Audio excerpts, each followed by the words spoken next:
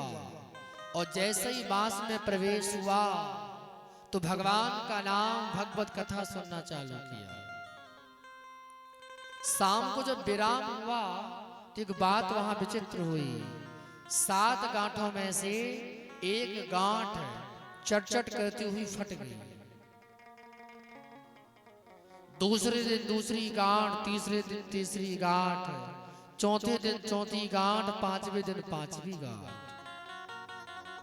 छठे दिन छठवीं गांठ, 7वें दिन 7वीं गांठ। समस्त गांठों को फाड़कर प्रेत योनि से मुक्त हुआ और अपने भैया के पास आकर के भैया से कहता है, तुम धन्य हो, धन्य ये भागवत प्रेत पीड़ा निवारण।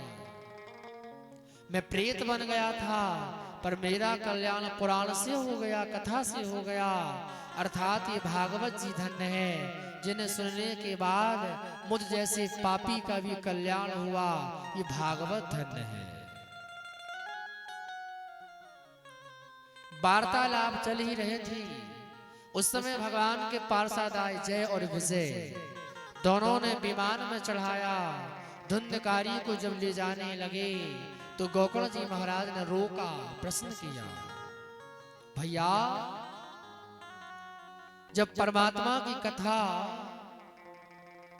सबने भाव रूप से सुना है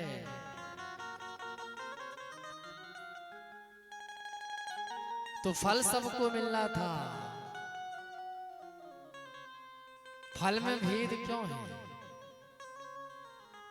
भाई मान लो जैसे गाड़ी में आप बैठे, समझिएगा जरा,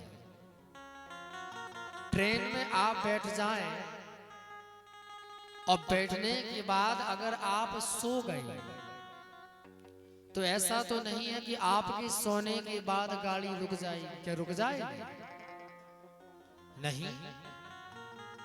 जैसे ट्रेन में आप यात्रा करते हैं, आपने यात्रा की आरंभ और बैठते ही कई लोग सो जाते हैं, नींद आ जाती है।